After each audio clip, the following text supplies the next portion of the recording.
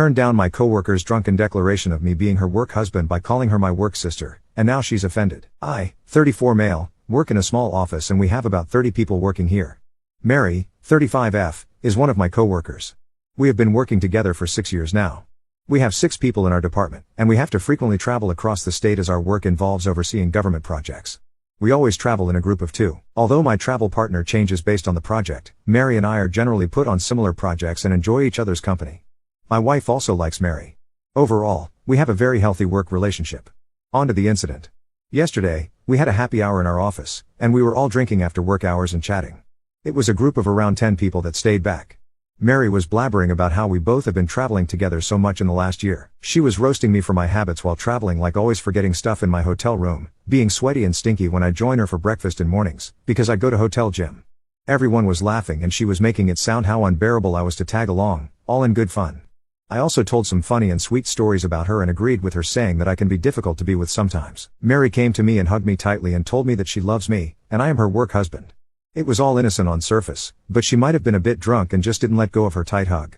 Also, I hate that phrase, as I do have a wife that I promise to be with forever, and not just in non-working hours.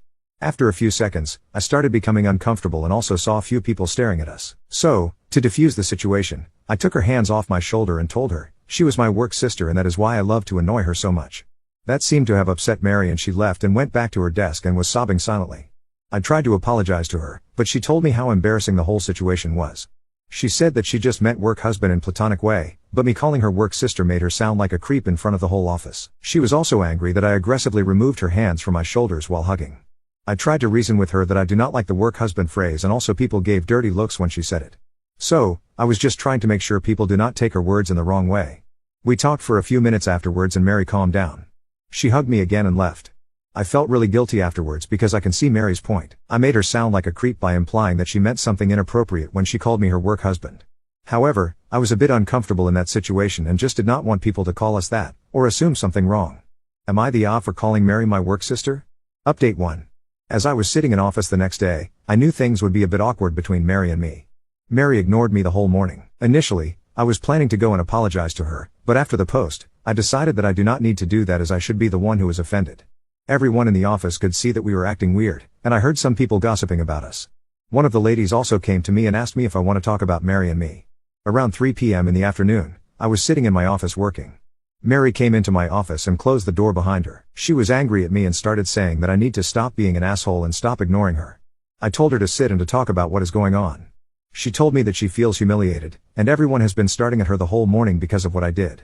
I also stood my ground and told her that I was okay with her making fun of me, but calling me her work husband and hugging me in front of everyone for a long time made the situation awkward. She told me to get over myself and that I should know exactly what she meant. Mary said that I made a big deal of what was supposed to be a joke and made it awkward for everyone. She said calling someone work husband is a normal thing and just means that she knows me intimately like a spouse would. She said that because we spend so much time traveling together, she knows all the intimate details of how I behave outside work. I stopped her and told her that I felt offended by the term work husband because I have a wife and I do not want people to use that term to describe our relationship. I told her that she would not understand as she is single, but as a married man, I really do not want anyone to describe me as a husband in any capacity. She said that I am again misinterpreting what she was saying. She felt that as we have known each other more time than I have been married, she knows me more intimately than even my wife. I have no idea why she feels that way, and I also behave like her husband when we travel together. She went on about how we go out to dinners together after work, how I always insist on having breakfast together in morning, to plan our actions of the day, and I walk around in my underwear, referring to my gym shorts, around her in mornings. She also talked about how we spend hours talking to each other during road trips and how I am the only man she can trust with any secret in her life. She said that I am the definition of work husband, and I am just in denial. I was a bit angry at this point. I told her that I do all that because I consider her my friend and she is delusional if she feels she knows me more intimately than my wife. I told her I do not want to hear the term again and it is extremely disrespectful to my marriage. Only one woman gets to call me her husband and that is my wife. Moreover, if my actions are giving her such ideas, maybe we need to stop being friends. She became apologetic afterwards and told me that she did not mean to disrespect my wife, and it was not her intention. She apologized to me and told me to just let it go. She said that she loves traveling with me and she does not want anything to change between us. She again said that I am misinterpreting her statement and just wants to move on. She came to hug me again, but I just told her it was okay and stepped back. I also talked to my wife about the incident that night. As expected, my wife was angry at Mary and told me that she hates the term work husband.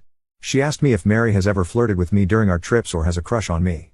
I truthfully told her that I really have not felt that way, and she may have just said that because she was a bit drunk and is now being stubborn about it. My wife said that she feels a bit uncomfortable about Mary now and says that it's strike one for Mary and I need to try and put more distance between us while traveling.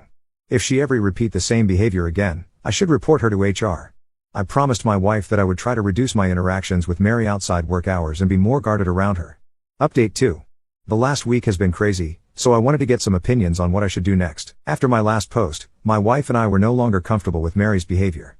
Although a part of me thought I was overreacting and that it was just part of Mary's personality, I felt the need to protect myself. I requested a meeting with my manager and HR to document my side of the story.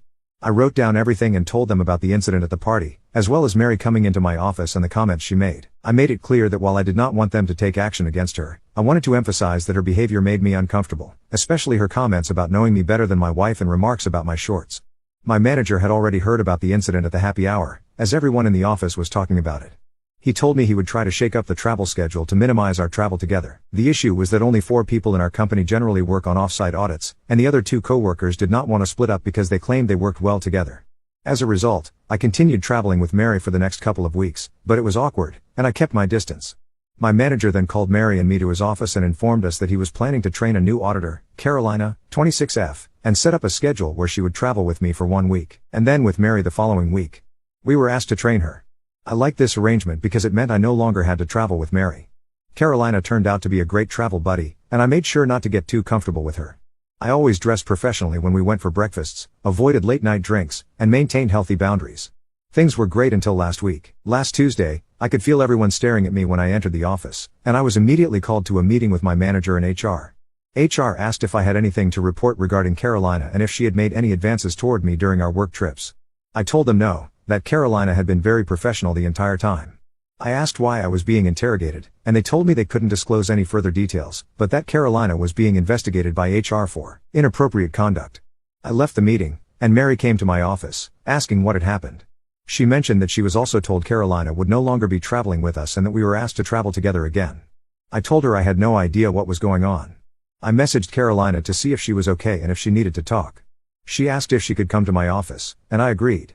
Carolina explained that someone anonymously sent messages to her boyfriend, posing as someone from the office over the weekend. The message included screenshots of Carolina sending some inappropriate pictures she had taken in her hotel rooms during our travels, and flirtatious messages.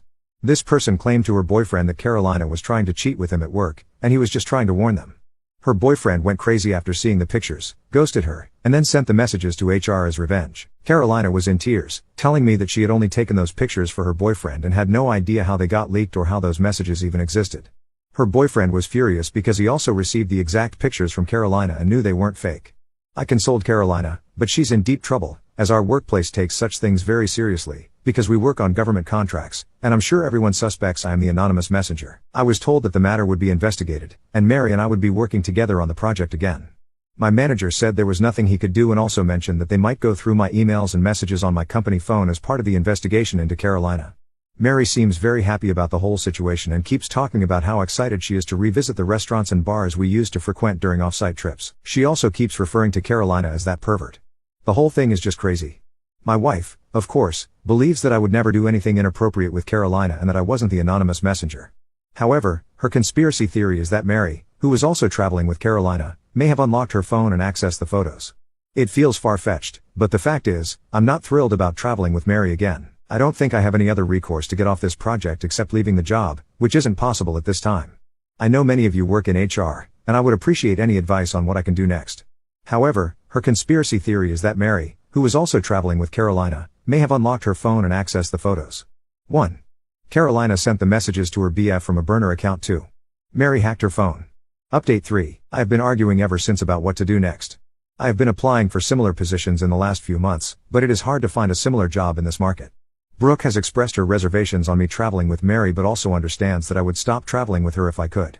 We have bills and mortgage, and I cannot just leave my job. Just like most commenters on previous post, she believes that Mary framed Carolina. I have been extremely professional with Mary during our travels. Things are not as before where I would consider her my close friend. I am always guarded around her and try to spend most of my time in my room after work. Carolina stuck around for around a month after I wrote the post, when the HR was investigating the incident. I tried to support her initially and also told my manager that she has been very professional. However, rumors started spreading around that I am going above and beyond to save her job, and she spent a lot of time in my office talking to me alone. We mutually decided that the optics were not good and started distancing ourselves. She resigned a month after the incident because she told me she cannot take it anymore. From what I know, she is still looking for a job. Mary, on the other hand, seems to be happy on our work trips. Although I act extremely professional around her, a part of me knows that she might be the person who framed Carolina. I have no proof, just intuition. I also feel Mary is the one spreading rumor about Carolina and me in office. She always plans for dinners after work and sometimes asks me to get a drink at the hotel bar as before. I generally avoid drinking on these trips now. There were a few times where she insisted that I get a beer, but I told her that I am already on thin ice at work, and promised Brooke I will not drink on these trips. This has not stopped her from getting hammered and me having to drop her to her room at the end of the day few times. Brooke has been very supportive through the whole time and has never once suspected me or blamed me for anything. She has asked me to not drink on these trips and also to make sure I call her every night when I reach my room and when I go to sleep. I also voluntarily installed location tracking app on my phone, so that she has a peace of mind to know where I am during these trips. On to the incident from last Friday. We had a Christmas party last Friday at our office. Brooke joined me, and the party was great. Mary asked me for a dance, but I declined, and Mary did not look thrilled about it. Brooke was lovely, and we danced together for most of the night. There was one point where I was talking to my manager and few other colleagues, and Brooke was talking to my manager's wife. Mary interrupted them and started bragging about how she has to take care of me during work trips since I am so clumsy. Brooke also joined in on how I am clumsy and forgetful I am at home. Mary then told Brooke that I make her feel safe on the trips and told her about the incident where she got drunk and how I took care of her by dropping her to her room and sitting by her bedside until she fell asleep. Mary insisted that I am a gentleman and nothing happened, but how I also show care for her. Brooke knew about the incidents when I dropped her to her room. However, at no time did I enter Mary's room. Brooke did not say anything at that time, but when we got home, this turned into a huge argument. I told Brooke that I did not enter her room and just led her to her room and immediately called her and told her about the incident. I even showed her the text conversation where I messaged Brooke after leaving the restaurant and when I got to the room along with timestamps. After Brooke calmed down, she told me that she believes me, but it's crazy how fluently Mary lied to her, in front of my manager's wife. She told me that Mary is just trying to plant a seed of doubt in her head, and she cannot pretend anymore that she is okay with Mary. She told me that Mary ruined Carolina's career and if she does not get her way, she might do the same to me. Brooke has asked me if I can draw a red line on traveling with Mary, and if my manager does not accept, I should just resign. I feel Brooke is right, and nothing is more important to me than her. However, it feels so shitty to be in this situation where all my hard work to reach this point in my career will be ruined. Update 4. Things finally reached a boiling point last week, and I don't think I can keep this job any longer. After the Christmas party debacle, I took the weekend to really think things through. Brooke was right, Mary had completely crossed the line. I decided that on Monday, I would go to my manager in HR with a firm stance. Either they stop assigning me to travel with Mary, or I will have to find another job. Monday morning, I walked into the office ready for war, but before I could even get to HR, I was stopped by Mary, who was standing at my office door, visibly upset. She looked pale, like she hadn't slept all weekend. "We need to talk," she said. I didn't want to talk. I didn't even want to be alone with her, so I told her that anything she needed to say could be said in front of HR. But then she started crying, right there in the hallway, in front of everyone. "Please, just give me 5 minutes. It's really important," she begged. So, against my better judgment, I stepped into my office. I kept the door slightly open. No way was I giving her any more ammunition. She took a deep breath and then dropped the biggest bombshell yet. "I know who sent the messages to Carolina's boyfriend. It wasn't me." My heart started pounding. "Who was it?" I asked cautiously. Mary hesitated. "It was Brooke." I stared at her, waiting for the punchline. "Are you insane?" I finally said. "My wife had nothing to do with that. She didn't even know Carolina." Mary shook her head. "She didn't have to. She only had to know about you." She went on to explain that she had overheard something at the Christmas party. While she was getting drinks at the bar, she caught a conversation between two of our coworkers, one of them being that nosy office gossip, Jenna. Jenna was apparently bragging about how she had a source that confirmed Brooke had found out about Carolina and was trying to expose her. The theory? Brooke had seen how close I was getting to Carolina, assumed something was going on, and, out of jealousy, sent those messages to sabotage her. I felt physically ill. This was insane. "That's completely ridiculous," I said. "Brooke would never do something like that." Mary shrugged. "Then why did Carolina's boyfriend get screenshots of messages that were only sent to you?" I stopped cold. She was right. The messages Carolina's boyfriend received were texts between Carolina and me, texts about work, about travel schedules, about nothing remotely inappropriate, but still, they had been sent anonymously. But there was one problem with Mary's theory. Brooke never had access to my phone. The only person who did was, I looked up at Mary. And suddenly, I knew. It was her. It had always been her. You did this, I whispered. Mary's face changed instantly. What? No. I told you, Jenna talks out of her ass. She'd say the moon was made of cheese if it got her attention. I stood up, feeling my heart hammering in my chest. But you? You had access to my phone. You were the one who insisted on late night drinks. You were the one who kept pushing for more time together. Mary's eyes widened. You think I know you did. And now you're trying to pin it on Brooke because you know I'm done with you. I didn't even wait for her to answer. I stormed out of the office and went straight to HR. I laid everything out. The original incident at the happy hour. The weird behavior on our trips. The messages to Carolina's boyfriend. The rumors at the office. The fact that Mary somehow knew what was in those messages before anyone else. HR immediately took action. They called Mary in for questioning, and I was asked to take the rest of the day off while they investigated. By Wednesday, Mary was gone. Fired on the spot. Apparently, the IT team found out that someone had logged into my work email on a hotel Wi-Fi network during one of our trips. They confirmed that my credentials had been used to access messages that were then leaked to Carolina's boyfriend. The proof was damning. I thought I'd feel relieved. I thought that this would be over. But it wasn't. The night Mary was fired, I got a text. It was from an unknown number. You ruined everything. But don't worry, I'll see you again soon. You won't be able to ignore me forever. I showed the text to Brooke. We agreed it was definitely from Mary. That was it. That was the moment I decided I had to leave this job. I gave my 2 weeks notice the next morning. My manager tried to convince me to stay, but I told him the truth. I didn't feel safe anymore. Brooke and I are actively looking at relocating. I don't want to risk running into Mary ever again. Update 5. I never thought my work life would spiral into something out of a psychological thriller, but here we are. After the Christmas party disaster, Brooke and I had a long, painful conversation. She made it clear, she was done tolerating Mary's presence in my professional life. Not because she didn't trust me, but because she knew what kind of game Mary was playing. I had seen the signs for a while, but Brooke had the clarity to say it outright. Mary wasn't just trying to be close to me, she was trying to dismantle my personal life piece by piece. And if I let her, she would. So, I made my decision. The next Monday, I walked into my manager's office and told him, plainly and professionally, that I would no longer be traveling with Mary. Not that I preferred not to, not that I would rather not, but that I simply would not. My manager was stunned, and honestly, I think he was relieved. He sighed and said something along the lines of, I was wondering when you'd finally put your foot down. That caught me off guard.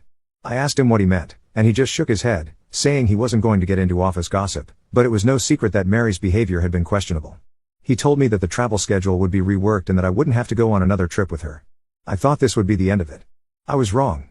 Mary found out within hours. I was in my office when she stormed in, face red, voice shaking with controlled rage. So, that's it? You're just done with me? I stayed calm. I told her that I wasn't comfortable traveling with her anymore, that it wasn't personal, but professional. She laughed. Laughed. Then she slammed my door shut. It's Brooke, isn't it? She's making you do this. She's jealous because she knows I know you better than she does. That was it. That was the moment I knew, without a doubt, that everything Brooke had been warning me about was true. You don't know me better than my wife, Mary. And you never will. That was the final straw for her.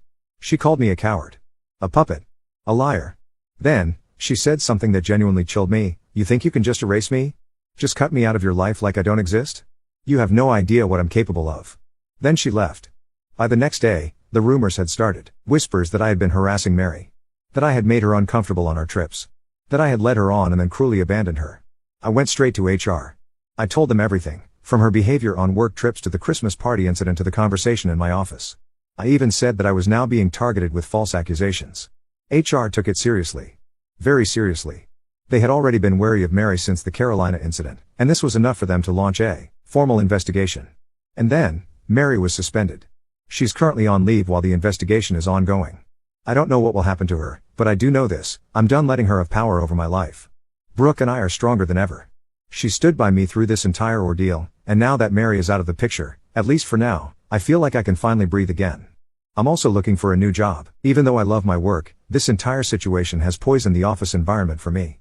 The fact that I was nearly taken down by lies and manipulation makes me realize I need to be somewhere else, somewhere I can rebuild my professional reputation without the shadow of Mary hanging over me. Update 6. I wish I could say things got better after Mary was suspended. That life returned to normal, that I could just focus on my work and my marriage without looking over my shoulder. But people like Mary don't just disappear quietly. A few weeks after her suspension, word spread that Mary was back in the office. Not reinstated, just there, gathering her things. I kept my head down, stayed in my office, and counted the minutes until she was gone. But then, I got a text. From Mary. It was just 2 words, nice try. That was when I knew this wasn't over. A day later, my manager called me into his office. He looked exhausted. Said HR had concluded their investigation. Their verdict? Mary would not be fired. Instead, she was getting a final warning. She would be required to attend mandatory workplace conduct training, and she was being moved to a different department, one where she wouldn't interact with me directly. I couldn't believe it. After everything, she was still here. Still in the same company, still able to spread lies, still able to manipulate. It didn't take long for the whispers to start again. Some people took my side, those who had seen Mary's behavior firsthand, who knew I wasn't the villain in this story. But others? They saw Mary as a victim. A woman who had been punished for falling for the wrong guy. One of my coworkers even had the audacity to ask me, was it really necessary to go to HR? I mean, she just liked you, dude. Like I had overreacted. Like I had ruined her life. Mary, of course, played the role perfectly. She came back acting like a wounded soldier, avoiding eye contact, sighing dramatically in meetings, looking just sad enough that people felt sorry for her. It started with little things, anonymous messages in my inbox, telling me I was a traitor, a backstabber. That I had destroyed a woman's career over a misunderstanding. Then, Brooke started getting messages, too. One night, she showed me an email from an untraceable address. It was just one sentence, you should ask your husband about the real reason he doesn't want to travel anymore. That was when I knew. Mary wasn't just playing office politics anymore, she was trying to poison my marriage. I went straight back to HR. Showed them the messages, told them that this had to stop. But because there was no direct proof linking them to Mary, HR's hands were tied. That's when I realized something. HR wasn't going to protect me. My manager wasn't going to protect me. The company wasn't going to protect me. I had 2 choices, stay. Keep fighting. Keep dealing with Mary's mind games, the rumors, the looks from my coworkers. Leave. Walk away from a job I once loved, but that had become toxic beyond repair. I chose option 2. I put in my resignation the next morning. My manager tried to convince me to stay, told me things would get better. But I knew better. I wasn't going to spend another day in a company that let people like Mary thrive. Now? I'm in the process of finding a new job. Brooke has been my rock through all of this, reminding me that my worth isn't defined by one workplace, by one toxic coworker. As for Mary? I don't care what happens to her anymore. She wanted control over my life. She wanted to break me down, to make me doubt myself, to ruin my marriage. But in the end, I walked away on my own terms. And that's something she can never take from me.